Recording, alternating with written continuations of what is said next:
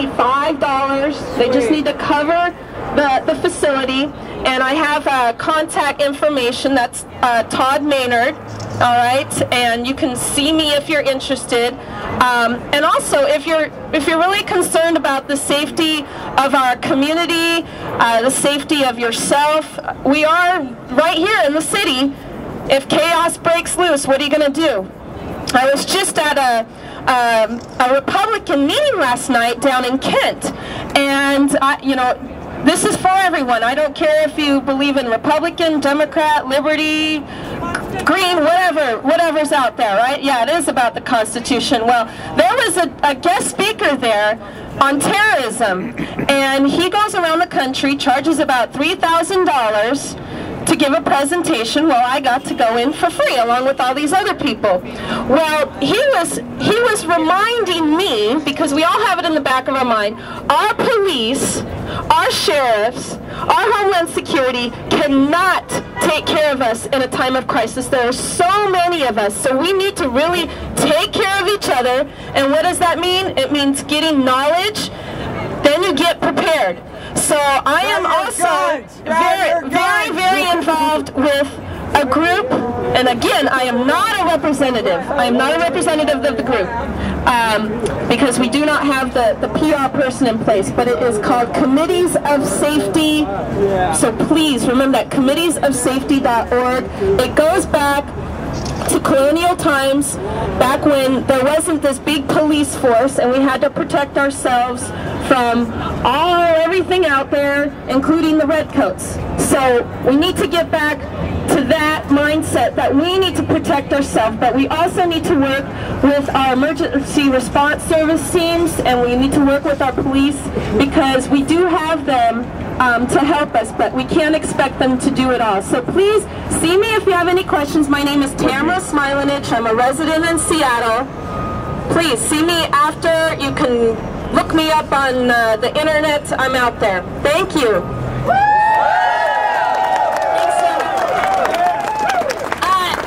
Okay, so we've kind of been dancing around something, but let's call it what it is. This is socialism, folks. And I don't think enough people don't realize what socialism is, and it just goes back to what Cassie was saying, that we've gotten so soft, we've had it so easy. We don't realize that individual liberty and the freedom to make your own destiny is the most important thing, and that you don't have that when you have government running your life and your economy and what you can drive and what you can say and who needs to be saying what at the same time that you're saying it and all that sort of stuff. So no socialism! No!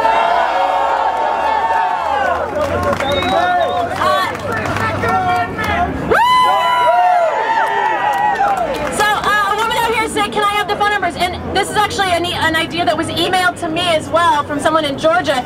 Everyone take out your cell phones right now. Take out your cell phones. All right. You are going to program into your phone Patty Murray's number. All right, yeah! And Maria Cantwell's number. All right. I didn't get the representatives, obviously, because we're all from different parts of the state, but those are our senators here in Washington State. Okay. Just tell me when you're ready.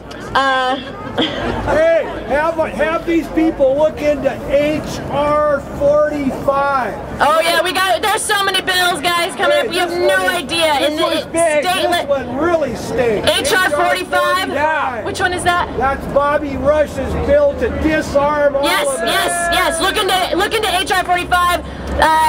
It's a Second Amendment. It's a Second Amendment bill that we all need to watch out for if we care about being able to defend ourselves from government. Okay, so here's Patty Murray's number. Patty Murray's number is 1-866 481 9186. That is Patty Murray's number. Again, 1-866-481-9186. Obviously the toll-free number, and on that you'll get a message about like a Seattle number if that one doesn't go through. Okay, that was Patty Murray's. Now here comes Maria Cantwell's number. Okay, here we go. Maria Cantwell's number is 1-888-648 7328. Okay, again, that's 1-888-648-7328. So now you have no excuses. When you hear about something, a bill that's coming up, you have no excuses not to get on your phone and call them. Now they might turn off their voicemail because they don't want to hear it, in which case we'll do something different. But now you have no excuses. It's in your phone. If you hear about it, you're in the car. You make sure you use your hands-free set and call. So I've got, I'm going to call up Richard Callahan. He is a student, a grad student at the University of Washington. He's a former activist, and he did a lot of organizing for the Global AIDS campaign. Excuse me. Joking on air. And he's going to talk about kind of enthusiasm for organizing and getting us all together. So here we go. And you guys want to kind of scoot in for it. Everyone seems to be drifting back. Let's move forward a bit. Come on. Hi, everybody. Are you mad? Yeah! Okay, well, I wanted to share a little bit of my experiences. About 8 years ago, I was at a meeting with some other college students. Can you all hear me back there?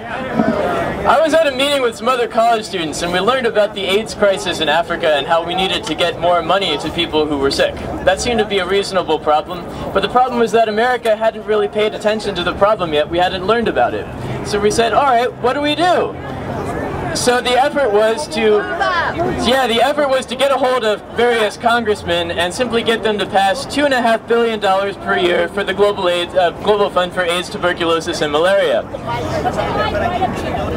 So so we got a hold of various congressmen, and it was really hard because they're like, oh, we don't want to hear this. We don't think that this is a big enough problem.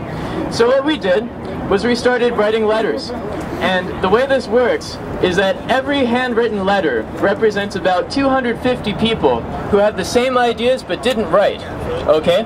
So here's how you organize. You simply go onto the street and you say to people, hey, could you please write a letter to your member of Congress, okay? And people will say no. If maybe 1 out of every 20 people says yes, then that's 250 people right there. And every 10 minutes, if you get one letter, then if you get 10 people on the street for an hour, what does that turn into? 2,500. 25, what? Okay. So yeah, so we got tens of thousands of people we got hundreds of people per day to write letters, representing tens of thousands of people. And sure enough, before long, even though these representatives thought this wasn't an important matter, they felt that they had to do something or they were going to get voted out of office. So that is what we have to do. Another thing that really bothers me about this, okay? Suppose you have let's do an analogy about this mortgage thing. Suppose you have a problem with car pollution, all right? You've got a lot of air pollution and you want to deal with this externality, okay? You need government to do something because individual people aren't going to deal with pollution in the sky. Okay, so what the government says is, all right, we're going to, pose an emissions tax. We're gonna punish people for driving. Okay, that may make sense. But suppose the government instead does what they're doing now, and they say, we're gonna start paying people who have cars not to drive. So if you've got a Hummer, we're gonna give you money. That is what's going on, because the president is saying, look, if you have a mortgage and you can't afford to pay it, we're going to give you money. How do you feel about that? Now, here I am, a graduate student. A couple years ago, I said, hey, look, I could buy a house, but we've got a possible housing bubble. You know what? I'm going to wait. I'm not going to buy a house. I rent a room for $450 a month. It's tiny, and it's really hard. Fine. I'm waiting to buy a house later. And you know what? The government is saying to me, sorry, you're going to pay a lot of taxes to somebody else who made the wrong choice. How dare you? So, what I'm telling you guys is we can organize, we can make the government turn this thing around, we can make them repeal these unjust taxes and impose some things that are going to do something right. So there's no reason why we can't get ourselves out of this problem with some kind of a stimulus, but let's give people some jobs. How about that?